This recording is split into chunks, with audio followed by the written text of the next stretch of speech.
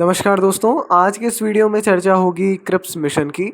आमतौर पर जब हिस्ट्री की बात होती है तो एक हालांकि केवल बैठक ही आप कह सकते हैं या एक बैठकों की श्रृंखला, मगर बहुत नेग्लेक्ट किया जाता है और एक इम्पॉर्टेंट टॉपिक है। इसलिए पर्याप्त जानकारी आज के इस वीडियो में हम आपको बताएंगे। परिचय, पृष्ठभूमि क्या थी, प्रतिक्रिया क्या थी, इसके प्रस्ताव आखिर रखे क्या गए और आखिर क्यों ये नहीं टिक पाया, क्यों ये फेल हुआ, ऐसी सारी बातों के साथ में आइए शुरू करते हैं वीडियो को आज की पहली जानकारी के साथ। तो आइए शुरू करते हैं परिचय के साथ में। क्रिप्स मिशन के नाम से जाने जाने वाली बैठकें 22 मार्च 1942 से 12 अप्रैल 1942 तक आमतौर पर दिल्ली में हुई और जापानी आक्रमण के खिलाफ देश की रक्षा के लिए भारतीय समर्थन जुटाने के लिए प्रतिद्वंदी भारतीय राष्ट्रीय कांग्रेस और मुस्लिम लीग के माध्यम से रैली करने का प्रयास किया गया, है ना। तो एक श्रृंखला जैसे मैंने बताई थी 22 मार्च से 12 अप्रैल 1942 तक। 1940 के दशक के दौरान जापान की लगातार जीत से अंग्रेज काफ़ी चिंतित थे। जब बर्मा युद्ध में मैदान में बदल गया, है ना, जब बर्मा युद्ध के मैदान में बदल गया और युद्ध भारतीय सीमाओं तक पहुंच गया तो अंग्रेज़ों को भारत के भविष्य के बारे में अधिक चिंता होने लग गई थी। देश में स्थिति और वास्तव में और भी जटिल होती गई, क्योंकि कांग्रेस स्वतंत्रता के लिए अपने संघर्ष में अपने प्रयासों को तेज करके स्थिति का लाभ उठाना चाहती थी। इसके अलावा कांग्रेस और मुस्लिम लीग के बीच के मतभेद तेजी से बढ़ रहे थे और स्पष्ट रूप से दोनों दलों को एक आम एजेंडे पर लाने का कोई मौका नहीं था।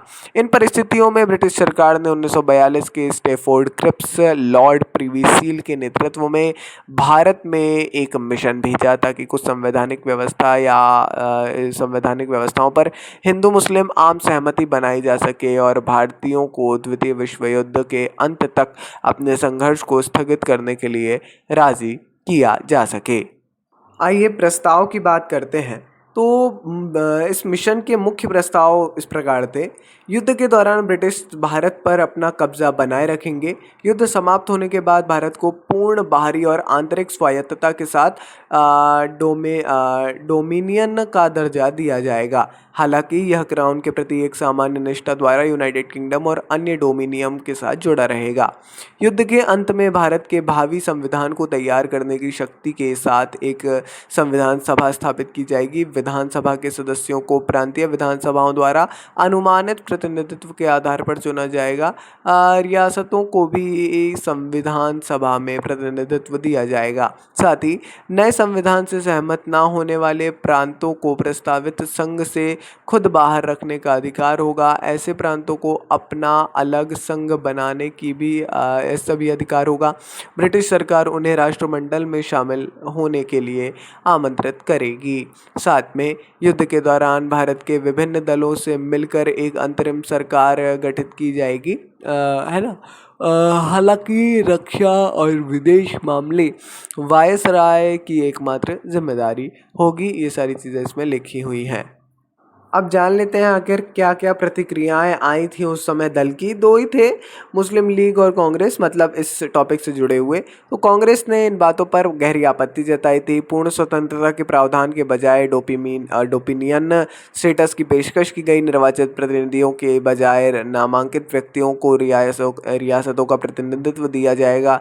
प्रांतों को अलग होने का अधिकार, क्योंकि यह राष्ट्रीय एकता के सिद्धांत के विरुद्ध था। तत्काल सत्ता हस्तांतरण की किसी योजना का अभाव और रक्षा में किसी वास्तविक हिस्सेदारी का अभाव। गवर्नर जनरल की सर्वोच्चता को बरकरार रखा गया था और यह मांग कि गवर्नर जनरल केवल संवैधानिक प्रमुखों स्वीकार नहीं की गई थी। बात करें अगर मुस्लिम लीग की, तो मुस्लिम लीग ने एकल भारतीय संघ के विचार की आलोचना की। संविधान सभा के निर्माण की मशीनरी और संघ के प्रांतों के विलय पर निर्णय लेने की प्रक्रिया को पसंद नहीं किया गया और सोचा कि ये प्रस्ताव मुसलमानों को आत्मनिर्णय के अधिकार और पाकिस्तान से वंचित करते हैं। आइए अब बात कर लेते हैं ये क्यों फेल हुआ। ये स्पष्टीकरण की प्रस्तावों का उद्देश्य अगस्त प्रस्ताव को खत्म करना नहीं था, बल्कि सामान्य प्रावधानों को सटीकता के साथ प्रस्तुत करना था। ब्रिटिश इरादों पर संदेह पैदा करता है क्रिस्प की जो मसौदा घोषणा है, इससे आगे जाने की में असमर्थता और इसे ले लो या छोड़ दो, है ना। इसके कठोर रवैये को अपनाने में गतिरोध और बढ़ गया। क्रिस्प ने पहले कैबिनेट और राष्ट्रीय सरकार की बात की थी, लेकिन बाद में उन्होंने कहा कि उनका मतलब केवल कार्यकारी परिषद के विस्तार से था। विलय की प्रक्रिया तो जो है अच्छी तरह से परिभाषित नहीं थी। अलगाव पर निर्णय विधायिका में 60% बहुमत में लिया जाना था, है ना। साथ में जटिलताओं को बढ़ाने के लिए चर्चिल, जो ब्रिटिश प्रधानमंत्री था, मैरी लिनलिथगो, वार्ड, इन सभी ने लगातार क्रिप्स के प्रयासों को विफल कर दिया। इस प्रकार स्टैफोर्ड क्रिप्स निराश और कटु भारतीय लोगों को पीछे छोड़कर घर लौट आए। कुछ विश्लेषक मिशन को केवल ब्रिटिश साम्राज्यवाद के चीनी और अमेरिका चिंताओं के तुष्टीकरण के रूप में देख रहे हैं। इसके अलावा गांधी ने मिशन की विफलता का फ़ायदा उठाया और भारत से स्वैच्छिक ब्रिटिश वापसी का आह्वान किया, जिसके परिणाम स्वरूप भारत छोड़ो आंदोलन हुआ, ऐसा इसमें कहा जा रहा है। चलिए जी, ये थी आज की इस वीडियो की अंतिम कहानी या अंतिम बात। ज़रूर देखते रहिए हमारे वीडियोस को। अगर पसंद आ रहे हैं तो लाइक और सब्सक्राइब ज़रूर करिए। मिलेंगे अगली वीडियो में ऐसी ढेर सारी जानकारी के साथ। सपोर्ट बनाए रखिए जी। नमस्ते। Dynamic impulsion.